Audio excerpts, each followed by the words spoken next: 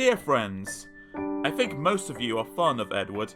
His driver and fireman, Charlie Sands and Sidney Heather, are fond of him too. They were very pleased when they knew I was giving Edward a book all to himself. Edward is old, and some of the other entrants were rude about the clanking noise he made as he did his work. They aren't rude now. These stories tell you why. The author.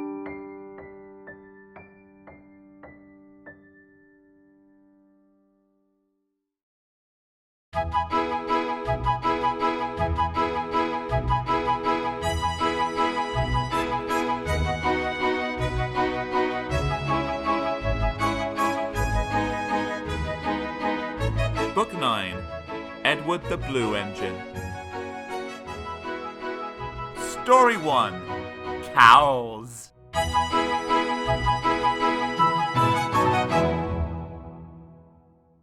Edward the Blue Engine was getting old. His bearings were worn, and he clanked as he puffed along. He was taking 20 empty cattle trucks to a market town.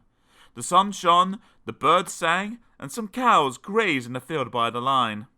"Come on! Come on! Come on!" puffed Edward. "Ow! Ow! Ow! Oh!" screamed the trucks. Edward puffed and clanked. The trucks rattled and screamed. The cows were not used to trains. Noise and smoke disturbed them. They twitched up their tails and ran.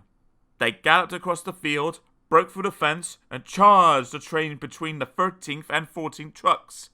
The coupling broke, and the last 7 trucks left the rails. They were not damaged and stayed upright. They ran for a short way along the sleepers before stopping. Edward felt a jerk, but didn't take much notice. He was used to trucks. "Bother those trucks," he thought. "Why can't they come quietly?" He ran on to the next station before either he or his driver realized what had happened. When Gordon and Henry heard about the accident, they laughed and laughed. "Fancy letting cows to break his train! They wouldn't dare do that to us. We'd show 'em," they boasted. Edward pretended not to mind, but Toby was cross. "You couldn't help it, Edward," he said. "They've never met cows. I have, and I know the trouble they are." Some days later, Gordon rushed through Edward's station. "Boop, boop," he whistled. "Mind the cows." He chortled, panting up the hill. "Hurry, hurry, hurry," puffed Gordon. "Don't make such a fuss! Don't make such a fuss!" grumbled his coaches. They rumbled over the viaduct and roared through the next station. A long stretch of line lay ahead. In the distance was a bridge. It had high terrapins each side.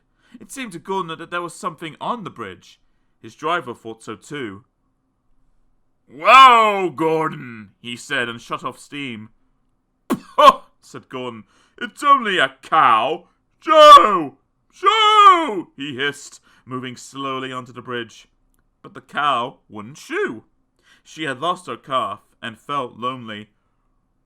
"Moo," she said sadly, walking towards him. Gordon stopped. His driver, fireman, and some passengers tried to send her away, but she wouldn't go, so they gave it up. Presently, Henry arrived with a train from the other direction. "What's this?" he said grandly. "A cow? I'll soon settle her." "Be off! Be off!" he hissed, but the cow turned and mooed at him. Henry backed away. I don't want to hurt her," he said. Drivers, firemen, and passengers again tried to move the cow, but failed. Henry's guard went back and put detonators on the line to protect his train. At the nearest station, he told them about the cow. "That must be Bluebell," said a porter thoughtfully. "Her calf is here, ready to go to market. We'll take it along."